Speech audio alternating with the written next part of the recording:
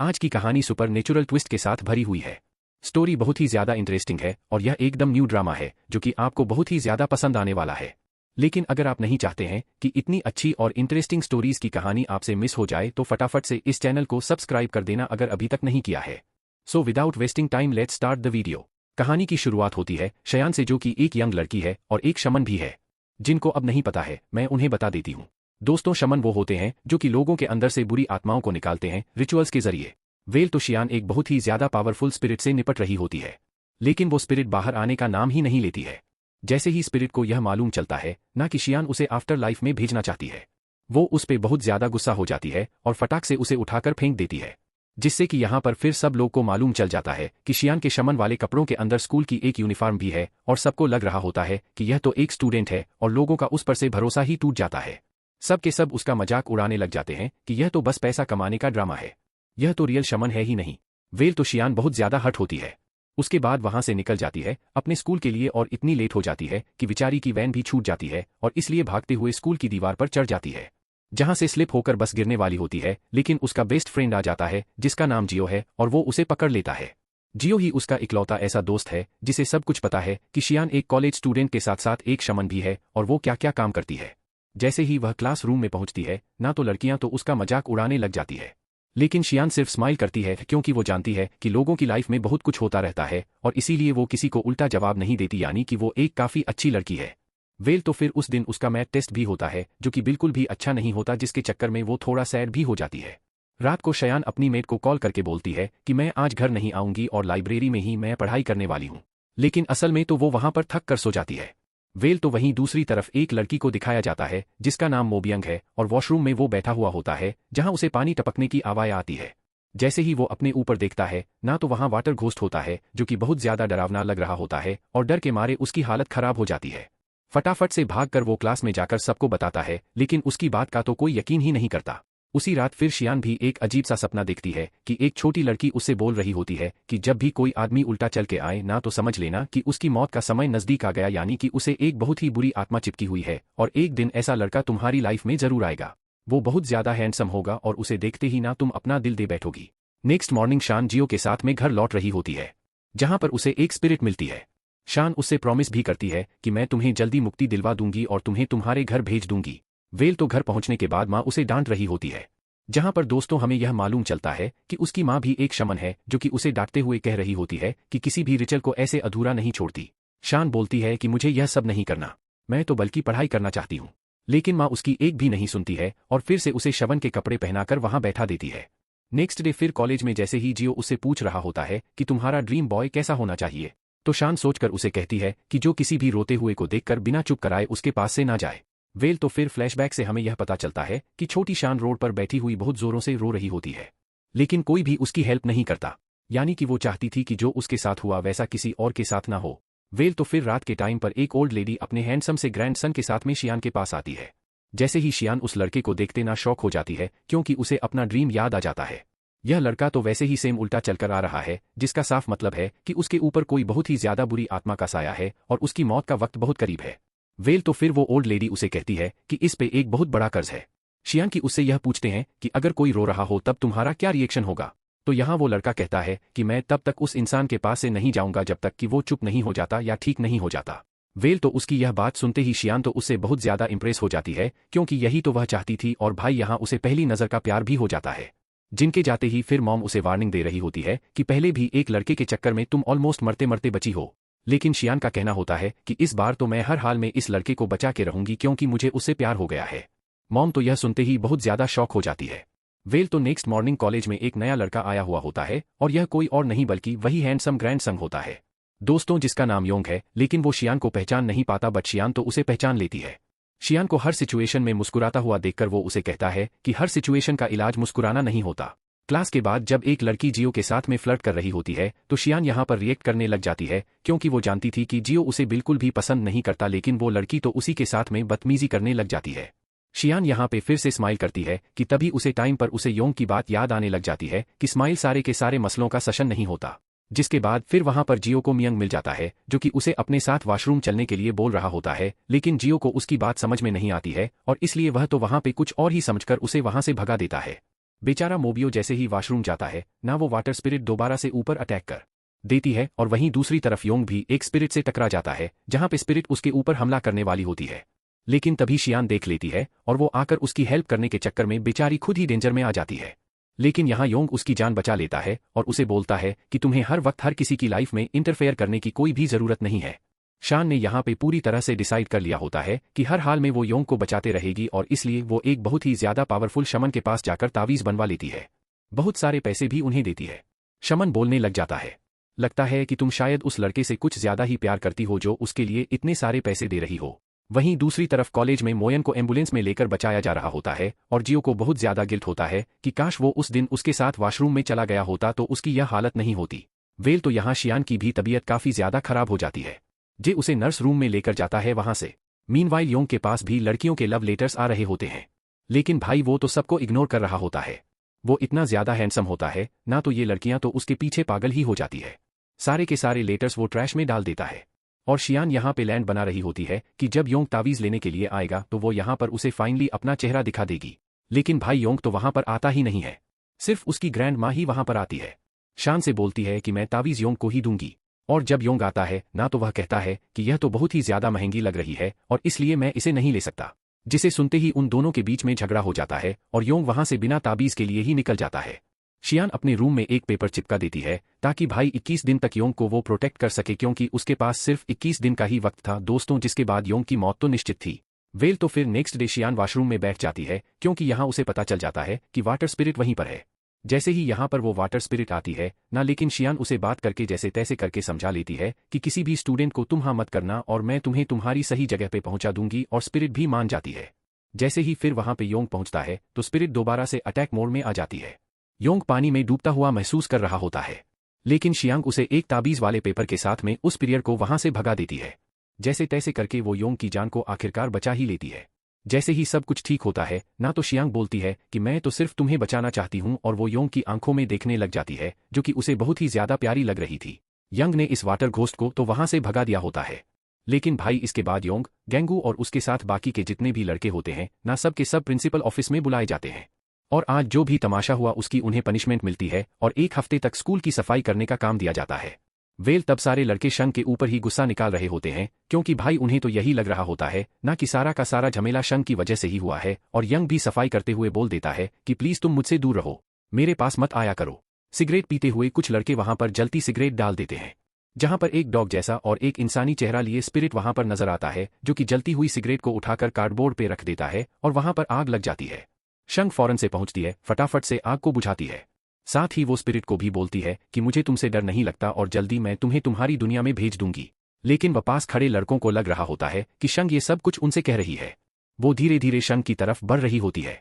शंग तो बहुत ज्यादा घबरा जाती है और डर के मारे बोल देती है, मैं सारी की सारी सफाई अकेली ही कर दूंगी, आप लोगों को चिंता करने की जरूरत नहीं है। और वही लड़के वहां से निकल जाते हैं। शोंग को तो बहुत ज्यादा गुस्सा आ रहा होता है। गुस्से में उस स्पिरिट से कहती है, देखा ना तेरे चक्कर में तो आज मैं मरने ही वाली थी।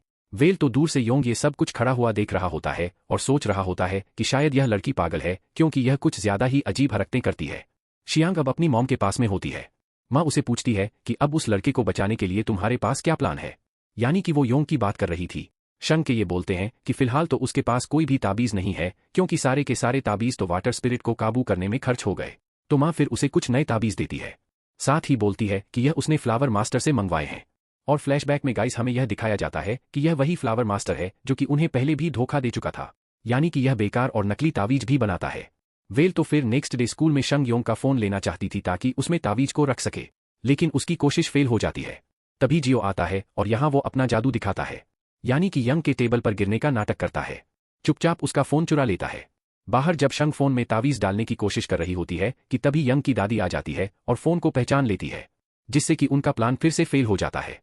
और वहीं क्लास में मूव पयोंग और उसका दोस्त योंग के बारे में नेट पर सब कुछ सर्च कर लेते हैं, जिससे उन्हें पता लग जाता है कि वो पहले एक नेशनल आर्चरी टीम का मेंबर होने के साथ साथ एक चैंपियन भी था। सब के सब बहुत ही ज्यादा शॉक हो जाते हैं और यहाँ घर पे योंग अपनी दादी से कह रहा होता है कि उसका फोन खो गया है। लेकिन फिर उसके दादी के यह बोलते हैं कि तुम्हारे दोस्तों ने मुझे फोन लौटा दिया है, शायद तुम्हारा खोया हुआ फोन उन्हें कहीं पर पड़ा हुआ मिला था। तो यंग को उन पे शक होता है, बोलता है कि वो मेरे दोस्त नहीं है और ना ही कभी बन सकते हैं। वहीं दूसरी तरफ मूवी ऑन क्लास में सबको बता देता है कि यंग एक आर्चरी चैंपियन था, लेकिन उसने वहां पर आग लगा दी थी और भीषण आग लगने की वजह से ही उसे टीम से भी निकाल दिया गया था। वेल तो यहाँ पे शंग और जियो फाइनली मिलकर प्लान बनाते हैं कि ताबीज वो योंग के घर में ही छुपा देंगे और शोंग योंग के घर में जाते हैं। योंग उसे अंदर आने से रोक रहा होता है, लेकिन वो जिद करके पूछती है कि तुम्हारा रूम कहाँ है। योंग फिर उसे गुस्से में बोलता है कि तुम्हें रूम जाने की जरूरत नहीं है, चुपचाप यहीं पर बैठ जाओ, दादी भी बस अभी आती ही होंगी। जियो भी वहीं दादी के साथ ग्रॉसरी लेने के लिए गया हुआ होता है। दादी के पास इतने पैसे नहीं होते हैं, तो जियो बोलता है कि कोई बात नहीं, आपके पास जो भी खाना अभी घर पे रखा होगा हम वही खा लेंगे। यहाँ पर शंग योंग से पानी मांगती है। जैसे ही वो वहां से जाता है, वो चोरी छुपके उसके रूम में तावीज रखने के लिए चली जाती है, लेकिन योंग उसे वापस आके पकड़ लेता है। शंग बहुत ज्यादा घबरा जाती है, बोलती है मैं तो बस रूम देख रही थी, जिसके चक्कर में पानी गिर जाता है। योंग उसे साफ करने लग जाता है कि तभी जियो और दादी लौट आते हैं और उन्हें यहाँ ऐसी हालत में देख लेते हैं। ये सब कुछ देखकर योंग तो और भी ज्यादा गुस्सा हो जाता है शोंग के ऊपर। शाम के टाइम पर जैसे ही सब लोग डिनर कर रहे होते हैं, तो यहाँ जियो योंग से बोलता है कि तुम बहुत ही ज्यादा खुशनसीब हो, क्योंकि तुम्हारी दादी तुमसे कितना ज्यादा प्यार करती है। सब कुछ सुनते ही शंग बोलती है कि मैं तो एक अडॉप्टर लड़की हूं, लेकिन मेरी माँ ने मुझे कभी भी इतना अच्छा खाना बनाकर नहीं खिलाया, जिससे कि दादी मुस्कुराने लग जाती है कि शंग उनके खाने की तारीफ कर रही है।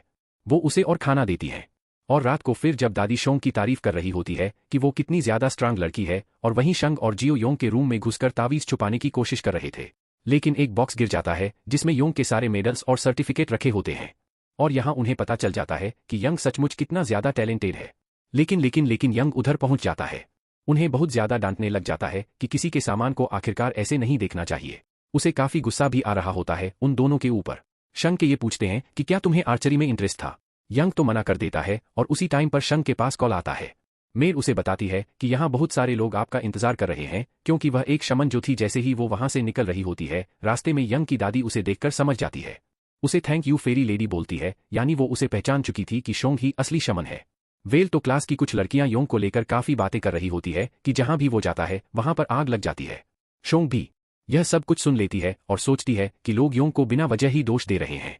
वेल तो फिर लंच टाइम पर यंग अकेला बैठा हुआ होता है। जियो और शंग उसके पास जाकर बैठने की कोशिश करती हैं, लेकिन वह यंग तो उन्हें झिड़कते हुए कहता है कि मैंने तुम लोगों से बोला ना कि मुझे तुम लोगों से दोस्ती नहीं करनी, इसलिए मुझसे दूर रहो। शंग को बताती है कि आग लगने के पीछे यंग का नहीं बल्कि फायर स्पिरिट का हाथ है, जो कि हमेशा ही उसे चिपकी रहती है। वेल फिर शाम के टाइम यंग देखता है कि उसकी दादी यहाँ पर किसी के लिए खाना पैक करके लेकर जा रही होती है, और वो उनका पीछा करने लग जाता है। देखता है कि वो एक टेम्पल में शंग के लिए खाना लेकर गई थी। यंग को बहुत ज्यादा गुस्सा आता है और बोलता है कि पहले तो तुम सिर्फ पैसे ही लेती थी और अब तो तुम खाना भी लेने लग गई हो। तो वो फिर अपनी दादी को वहां से पकड़ कर ले जाता है। सब कुछ सुनने के बाद यहाँ शंग की मेर भी कहती है कि आपको योंग की बातों का बुरा तो नहीं लगाना, उसने कुछ ज्यादा ही बोल दिया। लेकिन शंग बोलती है कि नहीं, बल्कि मुझे तो उसकी चिंता है, क्योंकि शायद वो आग में जलकर ही मरने वाला है। उसके पास ज्यादा वक्त नहीं है और मुझे हर हाल में उसे बचाना होगा। वेल्थ नेक्स्ट डे स्कूल में सब लोग योंग से डर रहे होते हैं और वो यहाँ पर अकेला ही कंटेनर के पास में निकल जाता है। शोंग वहां फायर स्पीड को देख लेती है, समझ जाती है कि यंग की जान खतरे में है। फटाफट से वो सारे के सारे एमुलेट निकालती है, लेकिन फिर उसे यह पता लगता है कि भाई ये तो नकली है, यानी फ्लावर मास्टर ने उसे फिर से धोखा दिया है और उधर कंटेनर में आग लग जाती है। योंग भी सोचने लग जाता है कि सब कुछ मेरी वजह से हो रहा है, सब मेरी वजह से परेशान है, तो मैं मर ही जाता हूं। जहां पर तभी शंग आ जाती है और बिना अपना कुछ सोचे सीधा आग में घुस जाती है और वो फायर स्पिरिट से लड़ने लग जाती है। लेकिन फायर स्पिरिट बहुत ही ज्यादा ताकतवर होती है। दोस्तों, जैसा कि आप देख ही सकते हैं, लिटरली यह सीन बहुत ही ज्यादा अमेजिंग था गाइस। वेल तो फायर स्पिरिट उस पे बहुत ज्यादा हावी भी होने लग जाती है। जहां पर तभी मौके पे जियो पहुंच जाता है और पानी से सारी की सारी आग को बुझा देता है और फाइनली ये सब लोग बच जाते हैं।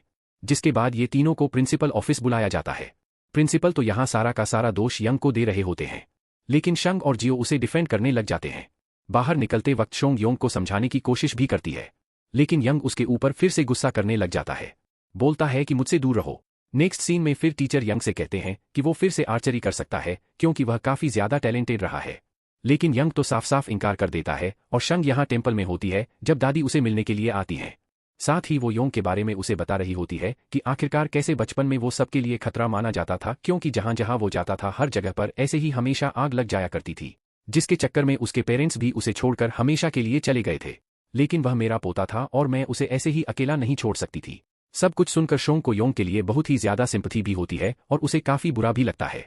वेल तो वहीं दूसरी तरफ यंग भी अपने टीचर को बता रहा होता है कि दादी को बहुत ही ज्यादा पसंद था मेरा आर्चरी करना, लेकिन उससे भी ज्यादा उन्हें उन लोगों के ऊपर गुस्सा आता था जिन्हें मुझसे नफरत होती थी, और यह सब कुछ देखकर उन्हें बिल्कुल भी अच्छा नहीं लगता था। इसी कारण से मैंने आर्चरी छोड़ दी थी, क्योंकि लोग मुझसे काफी ज्यादा जेलसी करते थे। लेकिन यहाँ पर टीचर उसे समझाते हैं कि वो सिर्फ आर्चरी के लिए ही बना है। वेल तो शोंग को योंग की दादी मिलती है और वो बोलती है कि प्लीज मेरे पोते का ध्यान रखना, और जैसे ही शंग उनका हाथ पकड़ती है ना गाइस, यहाँ पर यह पता लगता है कि वो तो मर चुकी है। वो बहुत ही ज्यादा इमोशन होकर कहती है कि आप फिक्र मत करो, मैं उसे कभी भी अकेला नहीं छोड़ूंगी। जैसे ही फिर योंग अपने घर पे पहुंचता है, देखता है कि दादी की तो मौत हो चुकी है। यहाँ वह पूरी तरह से टूट जाता है, क्योंकि ना अब उसके पास उसके पेरेंट्स थे और अब दादी भी उसे छोड़कर मिशन के लिए चली गई है। शोंग भी फिर फटाक से दौड़ते हुए फ्यूनल में पहुंचती है, लेकिन योंग उसे रोकते हुए कहता है कि यहाँ पे क्यों आई हो। शोंग अपने मन में सोचते हुए बोलती है कि मैं तुम्हें बचा कर रहूंगी, लेकिन जुबान से कहती है मैं सिर्फ दादी के लिए आई हूं, और फिर चुपचाप कमरे में जाकर बैठ जाती है।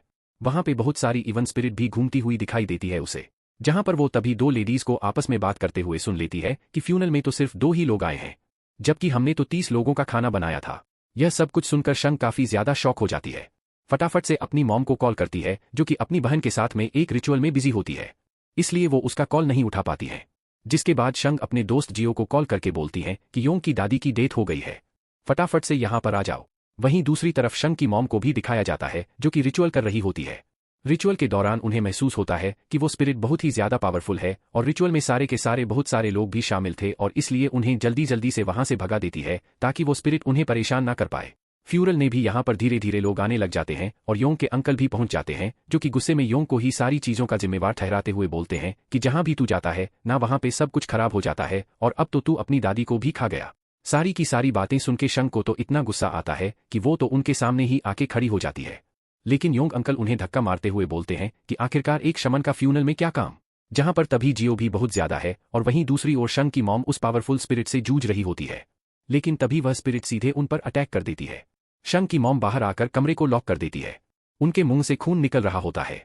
बाकी के लोगों को भी वो कह देती हैं कि उन्हें स्पिरिट के लिए किसी और शमन को बुलाने की जरूरत नहीं है, और अगर वह खुद चाहेगी तो यहाँ से वह चुपचाप निकल जाएगी।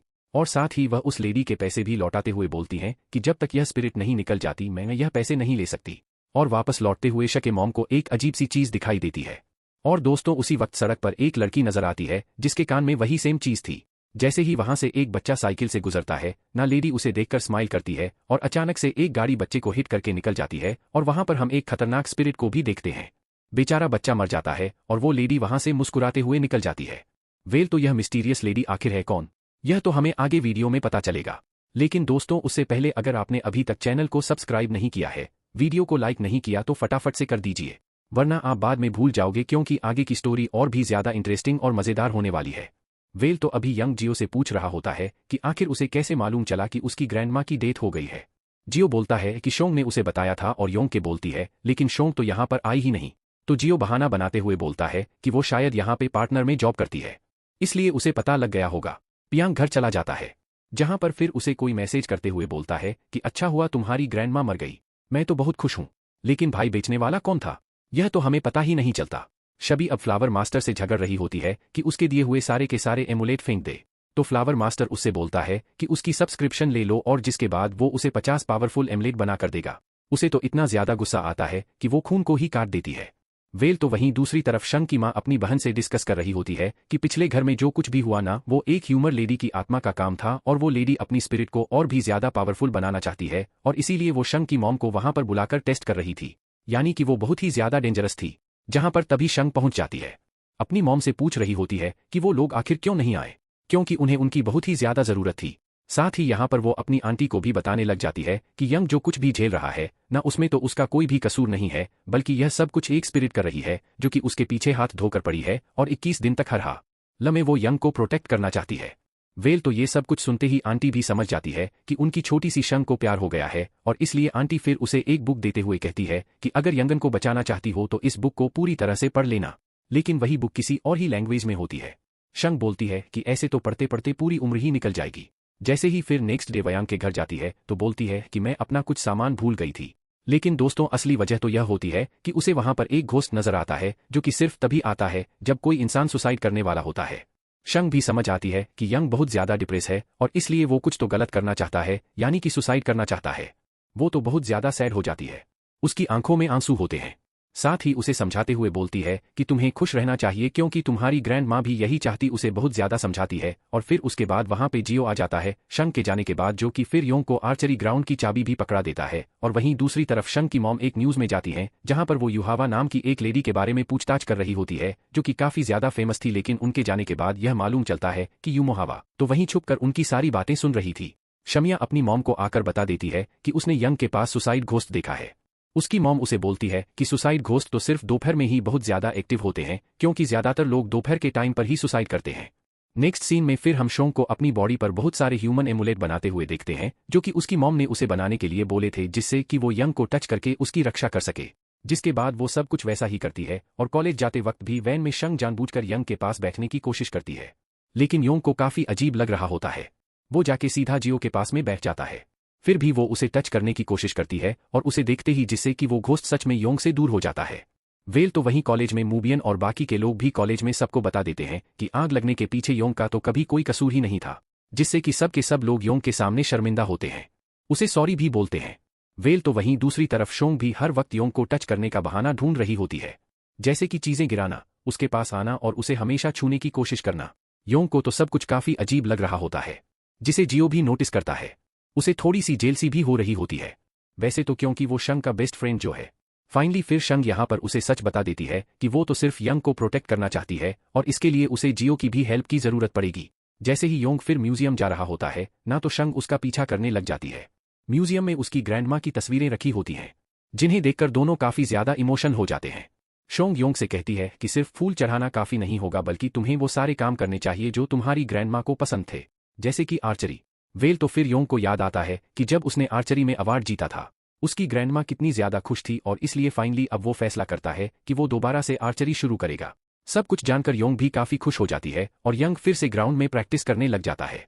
नेक्स्ट सीन में यहाँ पर यह चारों बैठकर स्टडी कर रहे होते हैं, लेकिन तभी यहाँ पर शंग को एक बेबी घोस्ट नजर आता है और उसे देखकर उसे अपनी मॉम की बात याद आने लग जाती है, जहां पर मॉम ने बताया था कि तुम्हें हर हाल में 3 तरह के घोस्ट को अवॉइड करना यानी इनसे बचना पड़ेगा, जिसमें एक है स्माइलिंग घोस्ट, एक है डांसिंग घोस्ट और तीसरा सबसे खतरनाक है चाइल्ड घोस्ट। चाइल्ड घोस्ट को कंट्रोल करना बहुत ही ज्यादा मुश्किल है, बिल्कुल ना के बराबर। वेल तो फिर शंग फ्लावर मास्टर से वीडियो कॉल पर बात कर रही होती है, साथ ही वो उन्हें बताती है कि उसने कॉलेज में आज बेबी घोस्ट को देखा है। फ्लावर मास्टर फिर उसे एक एमुलेट बनाना सिखाते हैं और उसे क्लास के डेस्क पर लगाने के लिए बोलते हैं।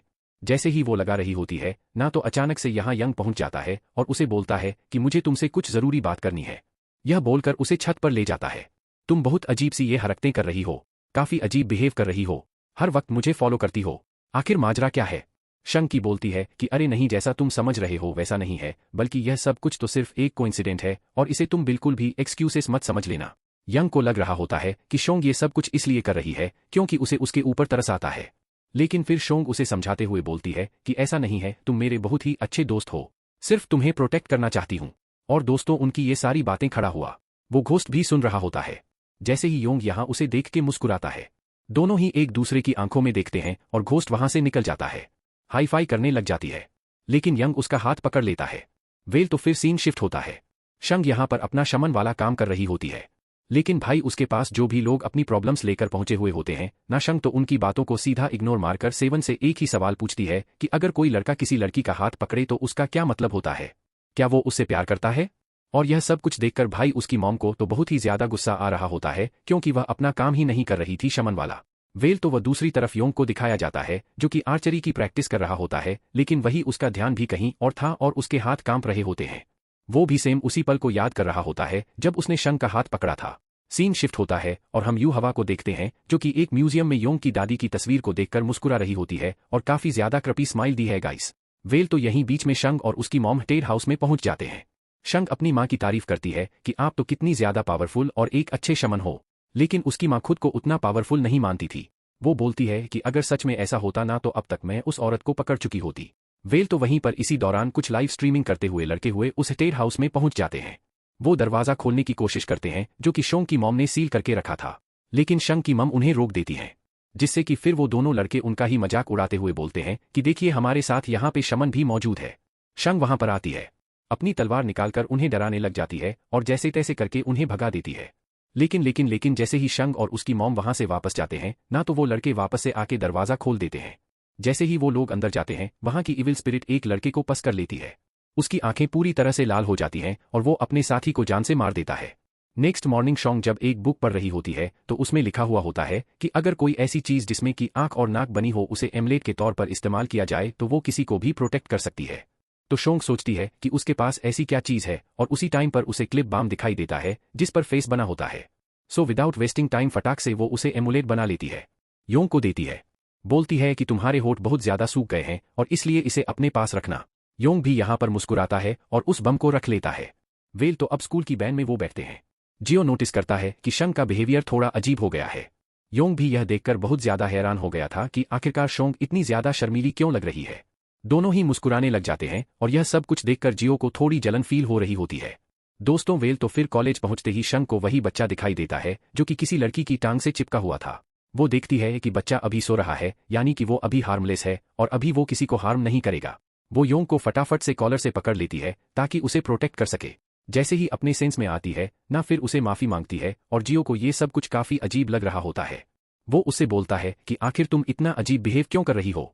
बोलती है कि आज मौसम कुछ ज्यादा ही अच्छा है ना, इसलिए सब कुछ अजीब ही हो रहा है। वेल तो लंच के वक्त शोंग यंग के पास बैठती है जिससे कि जियो तो चिढ़ जाता है। वो शंग को ठुकता है कि मेरे दोस्त हो ना तुम, इसलिए मेरे पास आकर बैठो। वेल तो फिर इसी बीच शंग को एक क्यूट से स्पिरिट डॉग पे दिखाई देता है और वो उसे फ्लाइंग किस भी देती है जिससे कि यंग को लगता है कि शंग उस लड़के को देख रही है, जिससे कि उसे जलन महसूस होती है। जियो शोंग से पूछते हुए कहता है कि तुम्हारा फर्स्ट लव तो योंग है, उसके बाद भी तुम उस लड़के को क्यूट क्यों कह रही थी और उसे फ्लैंक किस क्यों दे रही थी। तो शंग बताती है मैंने वहां पर एक क्यूट सी डॉग के स्पिरिट को देखा था जो कि बहुत ज्यादा प्यारी है।